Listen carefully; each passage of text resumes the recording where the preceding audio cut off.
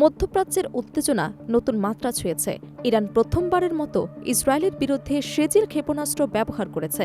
এমন খবর প্রকাশের সঙ্গে সঙ্গে আন্তর্জাতিক সম্প্রদায় এবং মধ্যপ্রাচ্যের দেশগুলো তৎপর অবস্থায় এসেছে। তেল আবিবের নিরাপত্তা ব্যবস্থা জোরদার করা হয়েছে এবং আকাশ প্রতিরক্ষা ব্যবস্থা সতর্ক অবস্থায় রয়েছে। ইরানি বিপ্লবী গার্ড বাহিনীর জনসংযোগ বিভাগ ঘোষণা করেছে, ইসরায়েলের বিভিন্ন গুরুত্বপূর্ণ লক্ষ্যবস্তুতে মোট ৫৪টি ক্ষেপণাস্ত্র হামলা চালানো হয়েছে। এই হামলা কেবল সামরিক নয়, রাজনৈতিক এবং কৌশলগত সংকেত হিসেবেও ইরানের জন্য গুরুত্বপূর্ণ।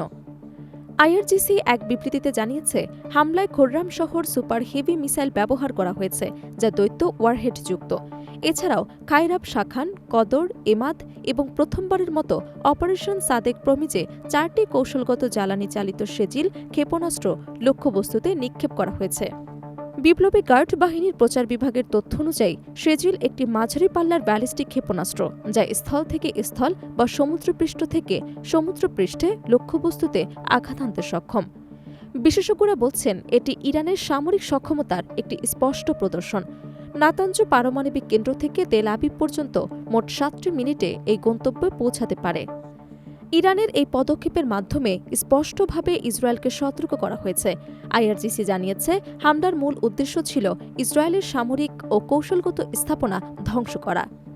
লক্ষ্যবস্তুতে বিভিন্ন সামরিক ঘাঁটি, ক্ষেপণাস্ত্র লঞ্চিং সাইট এবং জ্বালানি সরবরাহ কেন্দ্র অন্তর্ভুক্ত ছিল। এছাড়াও এই হামলায় ইরানের সামরিক ক্ষমতা প্রদর্শনের অংশ হিসেবেও ব্যাখ্যা করা হচ্ছে। হামলার পর কিছুক্ষণ আগে ইসরায়েলি সেনাবাহিনী জানিয়েছে, তারা ইরান থেকে আসা আরও একটি দফার ক্ষেপণাস্ত্র হামলা শনাক্ত করেছে। তবে তাদের আকাশ প্রতিরক্ষা ব্যবস্থা সজাগ অবস্থায় রয়েছে এবং ক্ষেপণাস্ত্রগুলোকে ধ্বংস করতে সক্ষম হয়েছে। বিশেষজ্ঞরা মনে করছেন, এই হামলা মধ্যপ্রাচ্যের উত্তেজনাকে নতুন মাত্রা দিয়েছে। এর প্রভাব শুধু আঞ্চলিক নয়, বৈশ্বিক জ্বালানি বাজারেও নেতিবাচক প্রভাব ফেলতে পারে, কারণ মধ্যপ্রাচ্যের এই অঞ্চলে তেল সরবরাহ এবং সামরিক সংঘাতের কারণে আন্তর্জাতিক বাজারে তেলের দাম আরও বাড়তে পারে। ইরানের পদক্ষেপের পর যুক্তরাষ্ট্র ও পশ্চিমা দেশগুলো সতর্ক অবস্থায় এসেছে। বিশেষ করে মধ্যপ্রাচ্যে তাদের সামরিক ঘাঁটি ও নৌপথে নিরাপত্তা জোরদার করা হয়েছে। বিশ্লেষকরা মনে করছেন, ইরান এবং ইসরায়েলের মধ্যে চলমান উত্তেজনা আরও দীর্ঘমেয়াদী হতে পারে। সাম্প্রতিক হামলা ও পাল্টা হামলার ঘটনায় দেখায়, মধ্যপ্রাচ্যের সংঘাতের মাত্রা ক্রমশ বাড়ছে। ইরানের সেজিল ক্ষেপণাস্ত্রের ব্যবহার কেবল ইসরায়েলের ওপর আঘাত নয়, এটি আঞ্চলিক নিরাপত্তা ও রাজনৈতিক ভারসাম্যের ওপর বড় প্রভাব ফেলছে। সামরিক ও কূটনৈতিক পর্যবেক্ষকরা সতর্ক করে দিচ্ছেন, যে কোনো সময় সংঘাত আরও তীব্র আকার নিতে পারে।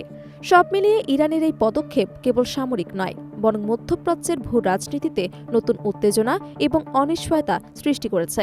পরিস্থিতি বর্তমানে অস্থির এবং বিশ্ব সম্প্রদায় পর্যবেক্ষণে রয়েছে।